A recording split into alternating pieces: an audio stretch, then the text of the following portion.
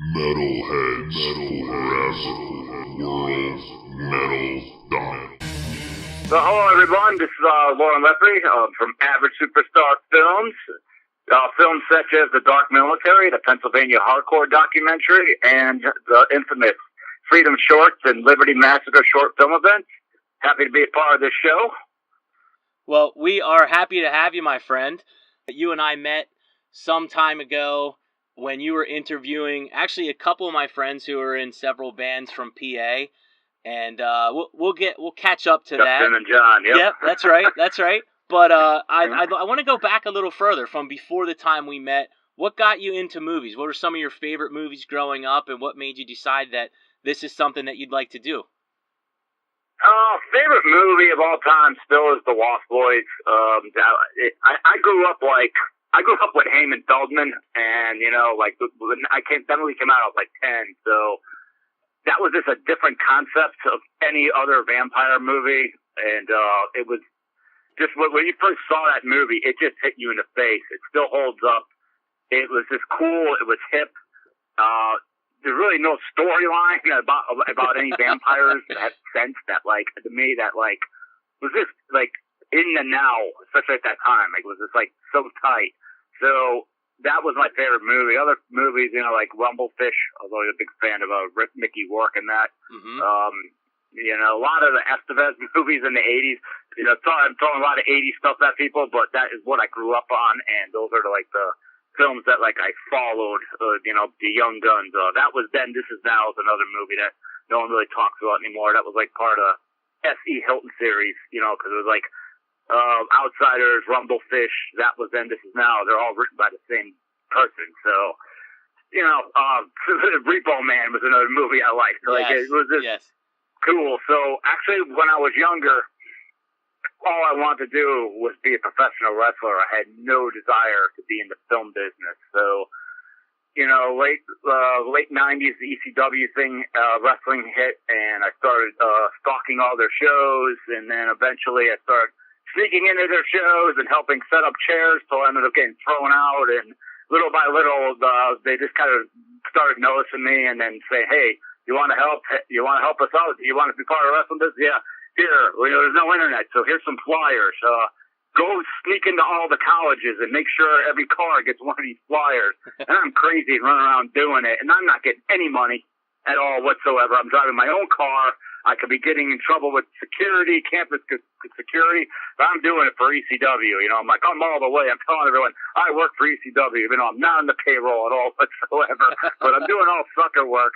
And then eventually, you mature a little more, and then, hey, would you like to actually help us with promotion? And I was like, absolutely. So that was my gateway down to Philly.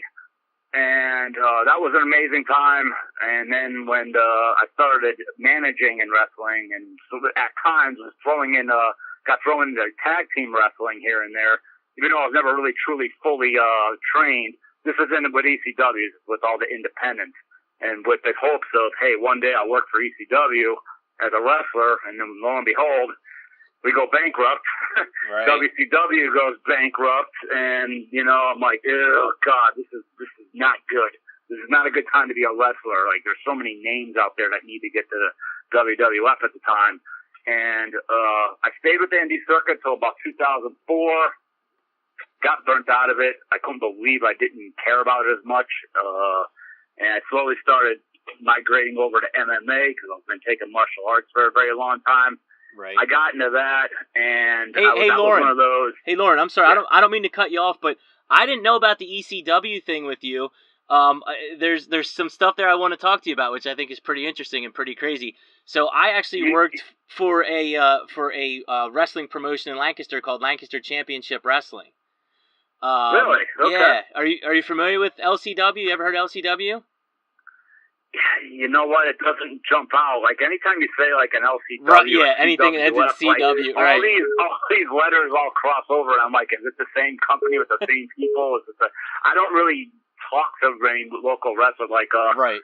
Corey Castle's a wrestler, and he's actually in my movie The Dark Military. So is Blue Meanie. He has a cameo in The Dark Military. Well, New Jack I haven't talked to in a little while, but there's not many guys left in the wrestling business is what I'm trying to get at that I still even really communicate with. Well, I want to throw some names at you, some guys that I worked with at LCW, and see if you're familiar with them. One of them was Andy Weinberg. Never heard of him. Sorry. He was a manager. The winner, Andy Weinberg, and then our champion at one point was Rhino. And oh, okay. Yeah, I'm sure you're familiar with him. And at another point, for a long time, our champion was Shane Douglas. Yes, good old Shane. Yeah, huh? So we had we have some stuff in common there too. So that's pretty cool. I didn't mean to interrupt you. I just wanted to talk about it before we got too far away from it. So no problem. So but just getting back because I'm going to get you update as to how I got in the film. Right. So MMA. Doing the MMA thing, and I was also I never really left the smoker level. And I was always a guy that just like, hey, I want, everybody's got a bucket list. And I said, I always wanted to be in a movie. I don't care what it was. I could have been an extra in a restaurant. Who cares? And, the Philadelphia zombie crawl was going on South Street, and there was flyers all over. You want to be in a movie? You want to be a zombie? This is 2010. And, I took the flyer. I'm like, here we go. I'm like, work for free, whatever, but I didn't care. And I went to a movie set called, The Reunion.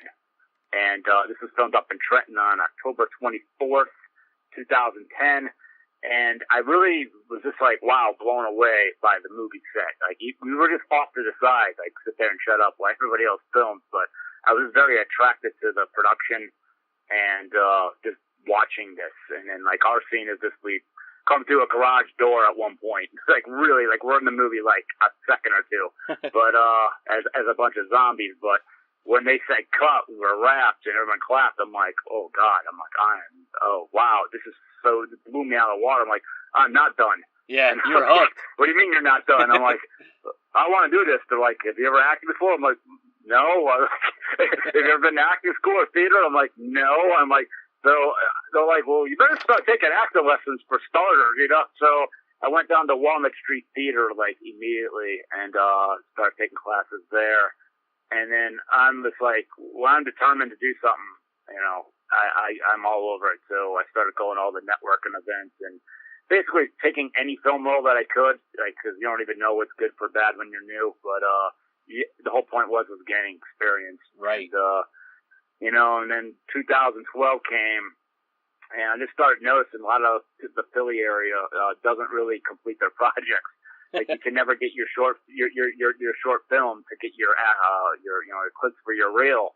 And I just kept noticing like people are abandoning projects. They're starting a project and they're abandoning it. And I'm like, I'm going to jump in and start filming myself. And that's actually like, I think is technically a curse going on. A lot of indie people like, hey, they've been around for a little bit. They just think they could do it.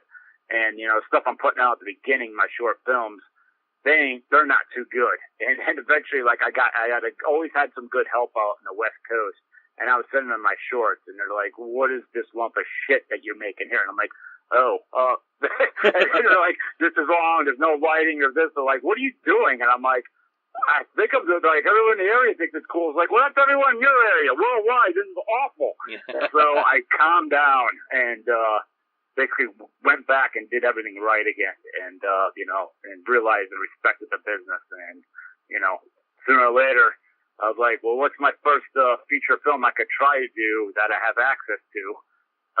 And that's where someone in the hardcore scene was like, dude, what about us? Why don't you do a documentary on us? And I was like, this I could do.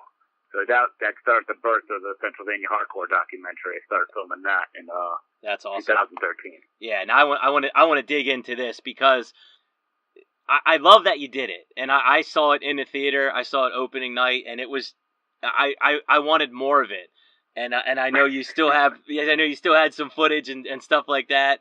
But 60 hours worth, yeah. I'm getting ready to start doing full interviews soon, like particularly the one that you were at, because that one was just one of my favorites. So yeah. That was amazing. And there's something about the PA hardcore scene, and I was thinking about it. I've been thinking about it a lot. I've been wanting to get you on the show for a while. We've just been real busy, and you've been busy, I've been busy. I'm so glad we're able to make it happen. But the PA scene, like the thing about Pennsylvania is just like Wisdom and Chain says, from the hoods to the woods. Like we got all those like gangster kids, but then we got we got like backwoods guys that like hack up people with chainsaws and stuff in crazy bands and stuff. Like we have an amazing scene, and I think it's really underrated. I mean, there's some incredible bands that come out of PA. We totally are. We're the most underrated. See, but I think like State. I keep saying State because like a lot of people are like. Still people thinking I did a documentary on Philadelphia hardcore. I'm like, it's not called Philadelphia hardcore. It's called Pennsylvania. Right. I took you on a tour to show you that this is everywhere, Right. That was one thing what I thought about when I said, when I do this, I don't want to do Philly. No, I'm not a Philly guy. I've been here for 18 years, but I was not born here. I didn't think I should even have the right to do that. I think if someone ever was to do that, it should be a little bit of everyone's era. Here should get together and do that. Right. I just always like, hey, this state's got so many spots, so many one-offs, some of them that died out, but like the story has to be told. And I was like, I'm going everywhere, and that's what I did. We went around and got interviews. I did 200 interviews on the nose. Wow. For this thing. I said, because at the time you had American Hardcore, which by Paul Rackman, and you weren't topping that because that was like the birth, and there was just so many good names in it. And you had All Ages by Drew Stone, who did the Boston, and then you had the one that was on 95 on New York Hardcore, which could be redone over, and it just was by Drew Stone, for the New York Hardcore Chronicles. So that was just like, I want to have the most interviews, I want to have the most coverage. I was just like, I wanted to look different than that. Not that I was going to war with those people. Those are all great documentaries, but I wanted mine to stand alone over here. And I was the first one to take on a whole state. So yeah, you just look at it like, hey, you gotta get to every area. You gotta find out who's running it. A lot of them I knew, and some of them I didn't. I just had to say to someone like, what's in Altoona? Like, who rules Altoona? I've never really go there, so right, you got to go look into that, and then that person has to guide you. And then one interview, you keep hearing about someone's particular name. Well, I got to go find that person now, and then I usually put it on the person that brought it up. I'm like, you keep talking about this person, find me him right now. Yep. Like right now, we got to go. I'm going to drive right to his house and get his interview. So yep. It was a lot of on the fly stuff, and you're still working your day job and. You leave your day job, and then you start doing this. Yeah. So, and that was way more work. Like, I don't even know how I got through it. I did 5 months of interviews. And the first 39 interviews I did over a weekend at East Coast Tsunami, and I got so many good people, and it was just like, wow, this is going to be easy. The minute I left East Coast Tsunami, the freaking gauntlet came down. I was just like, hey, you're driving 2 hours to get one person. Yeah. Now I'm at 39 to 40. Like, we're just going to start crawling now, pal, Yeah, so. I remember John and Justin. I remember, we drove like 2 hours, and you drove 2 hours, and we met in the middle, like, on the highway on, like, a Sunday, and it was, like, 20 degrees outside. And the wind was kicking. Yeah. Remember that. Justin, and from there, I went to Harrisburg. Okay. That's where I don't know if I got you guys on the way up or the way back, but that's where I was going. I was like off to Harrisburg to meet up with Colby Black to cover all that area, the Harrisburg part. So, right. You try not to just drive to get one person. It's happened, but you try to like map it out. These 2 hours I'll be here. The next 3 hours I'll be here. So, there's a lot of traveling, but it's actually it's grueling at the same time. It's awesome. Yeah. Well, the documentary is amazing, and it does look different than other documentaries, but it's stylistically, it's something that is its own thing, but it's just so interesting, man. Like, you just don't want to stop watching, and it's not just because I'm from PA, because there was a couple bands in there that I wasn't too familiar with, or I'd seen them once or twice, but I just wanted to keep watching. Who were some of your, I don't want to say some of your favorites, but who were some of the more interesting bands that you talked to, some of the bigger names that people might recognize? That I interviewed? Yeah, yep. Well, it's kind of weird, but the biggest name in the movie is probably Randy from Lamb of God. Right. Yeah, and one thing about this, when he was interviewed, he just got out of jail. If you knew that story. Yeah, when that kid broke his neck. Yeah. Yeah, so he was denying all interviews. Like he was this because he didn't want to talk about it. And the guy who helped start the documentary with me, and eventually dropped out, Mark DeVito, giving him this credit. He had a tie to him and to his contact, and he got a hold of his contact, and he was like, "What's it for?" He's like, "Oh, the Pennsylvania Hardcore doc." He's like, "Absolutely, no problem. Let's do this." And he kind of threw a stipulation, "Please don't bring that up." And we would never bring it up anyway, Why would we bring that up? So, his interview was great. I'm getting ready to post that whole thing sooner or later. But, big name there. You had Alan from Life of Agony. We went up to the Chiller convention, the horror convention, to get him at his booth.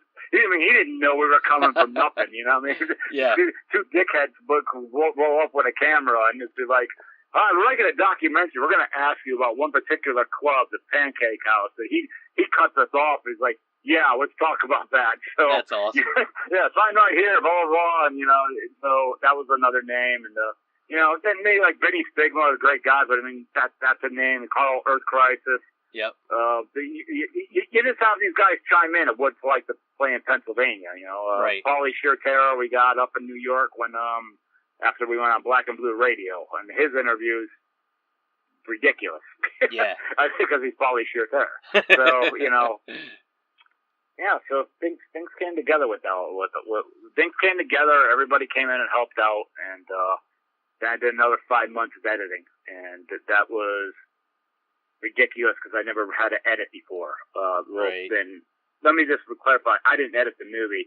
Andrew Geller did, but I have to sit next to Andrew and tell him what direction I'm trying to do here, and he'd be like, "Cool," or he'd be like, "Dude, you can't do it that way," because I'm learning. Right. And he'd be like, "Can't do it that way. Let's try doing it this way." And he'd be like, "It'll make sense." And then he does. I'm like, "Oh shit! All right, that's a better flow. That's a better flow. Yeah, let's do that." So Right. and it was always like if a club was brought up. If a person was brought up, if you can't get access, you got to at least get a picture of them because the audience needs to know what you're talking about. So you're just running around trying to get pictures. Could you send something to me? Oh, the building's not there. Could you just go take a picture of where the building used to be? Put the plaque around? Who cares? Just take that picture. Yep. Send it to this email. I need that. Yep. Well, sometimes only a flyer was the only thing in existence of a band. There's really no pictures. Yeah. That was what was cool too. Is that you were talking about some of the bands that you had in there hadn't existed in 10 years, 15 years, and you still captured it. Like you captured our scene, and that was so important to me. And man, I don't want to say I cried, but it was a pretty spiritual moment because that's the encapsulation of my whole childhood growing up. Bands I listened to, shows I went to, friends that I had, some that have passed away, and just kind of a cool story. I think it was about 2 or 3 weeks ago. I was interviewing Scott from Terror. We were playing a game. I like to play games with my guests, and I threw a name out there, and I said Mushmouth, and he goes, "Who?" And I said Mushmouth, and I live in Florida now, and he knows I'm in Florida, so I said Mushmouth again, and he goes, "Wait, are you from PA?" And I was like, "Yeah, I'm from PA." He's like, "That's a great band, man." He's like, "I remember Mushmouth." I didn't even know if he'd remember him or not, but like that's part of our scene, man. Like that band. Oh God. Horribly underrated, but pretty big for our. When you say PA hardcore, they're in the top 5 bands. Absolutely. I will always think of. Yep, me too. Always. Yep. They earned it. I mean, they still had their demo tapes from 96 and 97. Like it was, they great guys. Yeah. And they're probably one of the bands I've seen the most too. Yeah, me too. Yeah. And Wisdom in Chains, Wisdom in Chains is a band that band is going to, they're huge already for a hardcore band, but they're like right on the cusp of just getting to that next level, man, where, they're just going to break through. I think their foot's in the door with that. But yeah, I think their foot really is already in the door. Like enough people know about them. So yeah, see what happens in the next few years. Like, they're another great bunch of guys. Yep. And they tour worldwide. They go all over the world. I know, it's the dream. And it's good for them, and they earned it. Yep. That's awesome. They're the face of PA hardcore. That's why I kind of really pay attention to the movie. They kind of are. The movie started and ended with them. So yeah. Another band that I was real happy that you had in there that I saw a bunch of times, listened to their tapes so many times that the lettering came off the tapes was Turmoil. I love that band. That's Hell another yeah. underrated band right there. And John was one of the last interviews I got. That interview was done in Jim Thorpe. I met him at the exit off the Turnpike, and it's in my car. Oh, I'm wow. in the passenger That's seat. right. I made That's John right. sit in the back. We're at a gas station because I wanted to do it outside, but the highway was so loud. So I was just like, let's roll the windows up and just get comfortable. And, we had a good interview. Yeah. Turmoil was always a big thing, like, especially when they came up to CC's or Spanky's, because that was the area I grew up like. Mm-hmm. Turmoil came.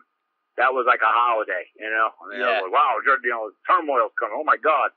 So, yeah, Yep. they deserved it. That's why I made sure they were like one of the featured bands, Yep. I mentioned that name to Scott too, and he was like, "Oh man, I love that band." Like, so Yeah. we got a lot of bands that have made an impact on the scene throughout the world, and they did too. I mean, they got picked up with some good labels and stuff. It was weird. It was weird with a lot of those bands. Like even Mushmouth could have done this and stuff. But it's just like when all the bands broke through, I think too many broke through in the early 2000s. There was just so many. It was saturated that some of them just didn't come through. Like even like Sworn Enemy got yanked up to the same frickin' label Metallica's on. right. And, they gave them 2 videos. So I just think they got lost in the shuffle. I think that's what happened to Turmoil and others. They got picked up, too. I just think it wasn't, these bands did anything bad. It's just, there was so much music going on. There was so much breakdown that, like, and the metal really made a giant comeback, too. And it was just like, I just don't think those bands survived. I agree. And that was a shame. And tell me what you think about this. The other thing that I noticed that happened too was that all those bands came through, and then some of those bands changed their style and went more commercial, and those bands kept going. And the bands that refused to do that kind of fell by the wayside. Well, not any of the bands that we mentioned, not any of those bands that we mentioned, but there were some bands that started out as hardcore bands. And then when they got to that next level, they really changed their style up for more mass appeal. You know what I mean? I'm trying to word this without. There's a double-edged sword with that. I look at the band should be trying to keep its roots and its audience, and because if they're changing, they're not being true to themselves, and you got to look at it like that, like hardcore, one for one, one for all, revolution. But at the same time, when you're anyone who's got a mortgage, you have to look at too is like, well, I could either stick with this band and only, play less, keep the right lyrics and, play the style everybody wants, or I could change the style. I don't want to do anything but music and try to bring another audience in. And there's always like they want to go right to that line without stepping over it, and depending who you ask, did they step over it? Did they go too commercial? So I understand when a band, does that. Do I respect it to a point? Do I follow it usually when they step over the line, they get too commercial? No, I'm kind of out. That doesn't mean I have a hate for the band, but, I understand what they got to do what they got to do. Right. Yeah, I'm the same way. I just feel like that's kind of what happened to the scene. That there was too many bands that were changing their style, and some bands refused to do it, and it kind of just, I don't know, maybe kind of fizzled out a little bit. And yeah, and then something hits and it works. Like perfect example is like Hatebreed. They've never changed their style at all. Absolutely. They were a metal band in the hardcore scene that we absolutely loved. But in a way, when you really look at all the Hatebreed albums, it's very primitive. It's just, fight, get up, dun, dun, dun. It's just the same riff. How many times could you make the same lyric, about fighting back over and over? But you know what? People are swallowing it up. That formula, and do you really change that? It's working. Right. You can't hold that against Hatebreed. Hey, they're getting paid to tour. They're getting paid to make music. But the hardcore kids really stopped going. Yeah, they kind of did. You know what I mean? There's still, hardcore kids in the crowd at Hatebreed here and there, but like there's that rush to when Hatebreed was playing, like the Electric Factory in Philly. Oh yeah. There'd be hundreds of us. Yeah. And we'd be killing everybody. Everybody was getting knocked out left and right. Yeah. Security came knocked out left and right. Like, we invaded the building and stuff. But like, after a while, you get off it, well, the world is with their attention span, but you don't hold that against Hatebreed. They got to do what they got to do. Right. Sure. Exactly. Yeah. Exactly. So, okay. So then after the Pennsylvania hardcore documentary, you have a new project, and your company is called Average Superstar, right? Average Superstar Films. Okay. So it's under that moniker, and do you want to tell us about your new film? Okay, so I got done with the Pennsylvania hardcore documentary, and that was like I released that July 24th of 2014. So I took about a year off, like 6 months off, and I was foaming at the mouth to do a feature. And I kind of went back, like I said, and tightened my screws and got everything down right. So I wrote a script called The Dark Military, and I never wrote a real script before. I never called myself a screenwriter. So I wrote 19 drafts over the course of 9 months, and wow. People were like circling shit. What does this mean? You're writing this in the wrong format. You said this now 6 times in this paragraph. Do you realize you said that six different ways? Like you only need to say it once, get to the point. So I had like a whole learning thing, and then you start raising money, and I was very prideful about not using Indiegogo or GoFundMe or any of that. I just think it's oversaturated. I'm really prideful Italian. I don't like asking for money off of anything from anybody, really. So I ended up getting some executive producers to believe in the project, and along the way, I lost funding 3 times.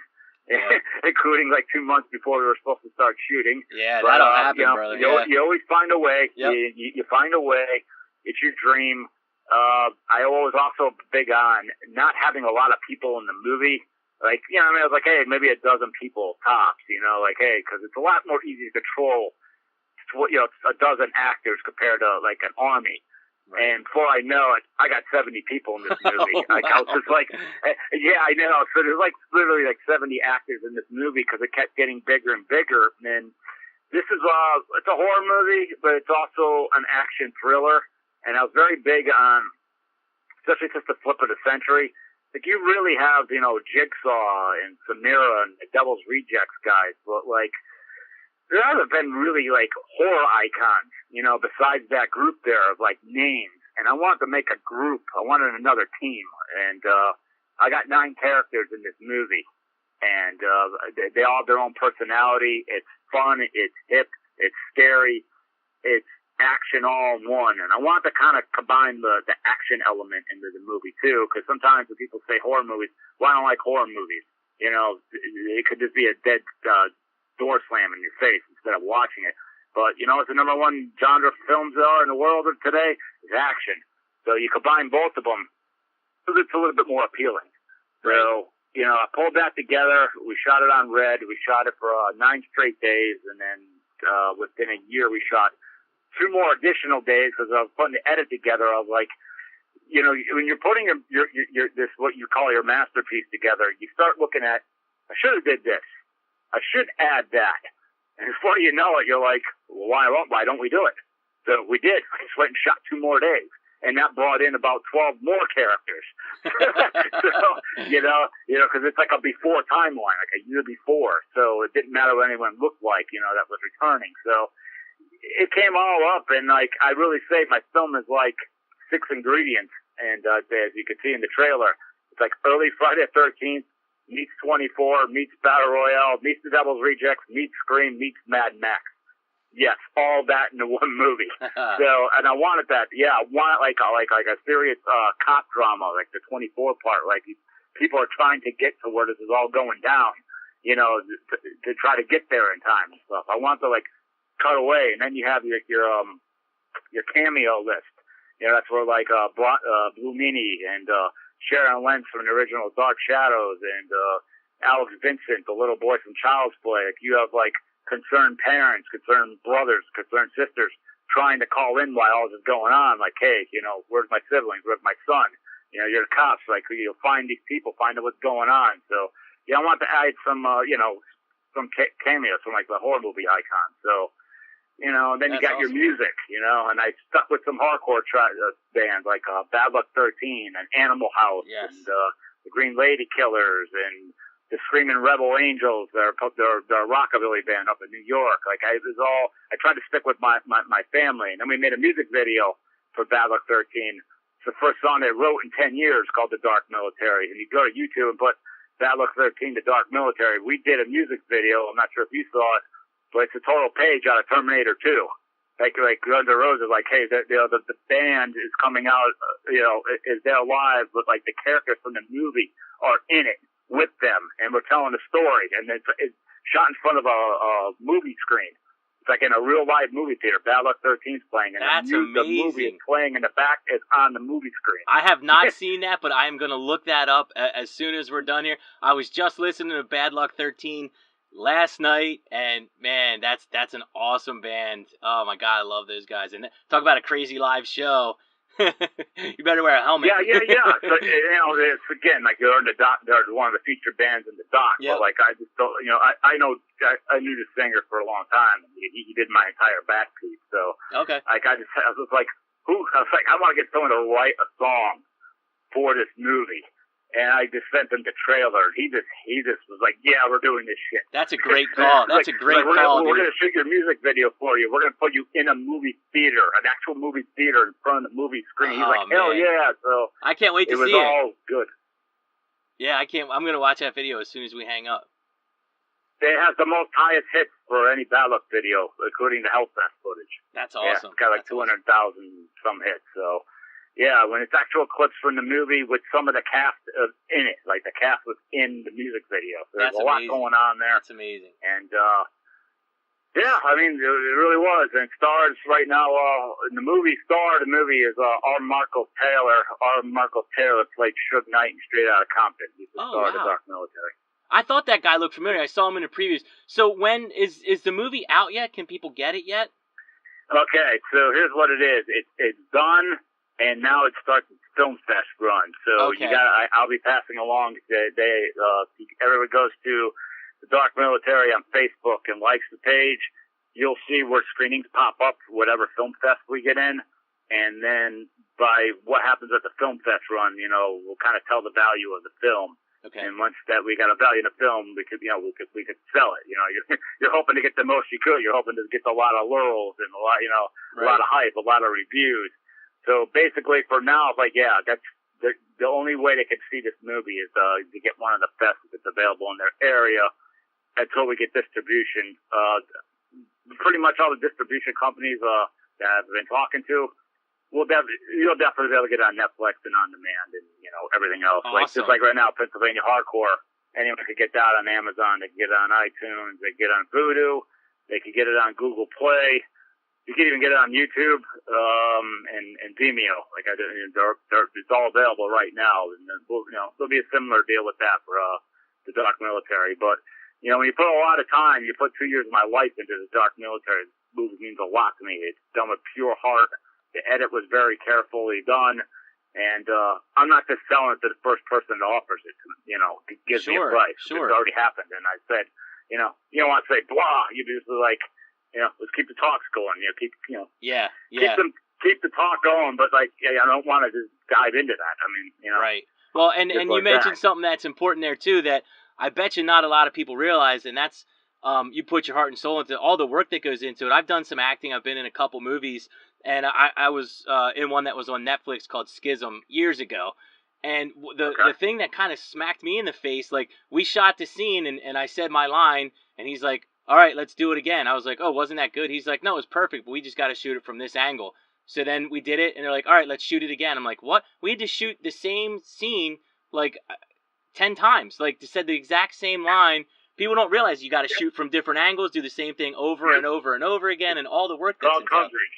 That's what it is. You're getting coverage because when you're in the editing room, it's better to have a lot of footage of that scene than not enough.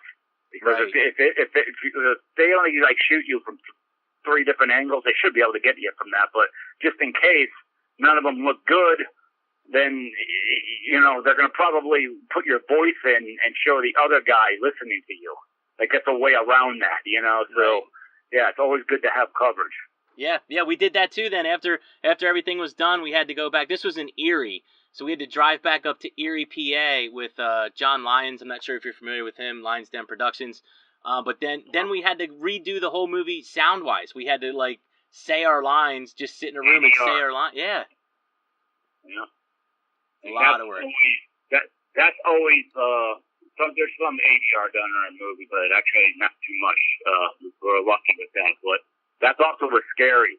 That's also like a scary part, because if you're directing a movie and someone needs to do ADR, and hey, you wrap the movie and 2 months later you need it, and that guy moves to Israel or something. Oh, yeah. you know what I'm saying? I mean, that's a long shot, but I mean, it happens. Yeah. People move like, well, you need that guy's voice. You're either going to cut that scene or try to find a way around it, or you got to pay for that guy's flight to come all the way back to do some ADR, and that's pretty costly. So you're kind of trying to go through all the footage, even without editing it, to make sure it's there, make sure the files aren't corrupted, and if you hear something that doesn't sound good, get them right back, like immediately, like days later, like, yo, I need to get you into the ADR now. And then the other scary part is, which I'm glad we didn't have to do any of this, was if there's any reshoot, something just doesn't look right. Because when you have a large cast like I did, and it requires a lot of bodies, you don't know if a week later when we're wrapped, does someone cut their hair? Oh, Does yeah. someone shave their beard? I forgot about that. Totally change your look? Yeah, that's you're scared. It really is a pretty scary thing making a film, because there's a lot of you're a lot of on edge, and at the same time you got to also put positive thoughts out, like everything's gonna be fine. Yep. We shot it. We know we did it with heart. Nothing bad's gonna happen. Yep, absolutely. We've covered your two biggest projects. Anything else you want the audience to know about before we jump? Because I got some games that I'm excited to play with you. Anything else that you want to talk about before we jump in? I'll make it brief. So getting to the game age.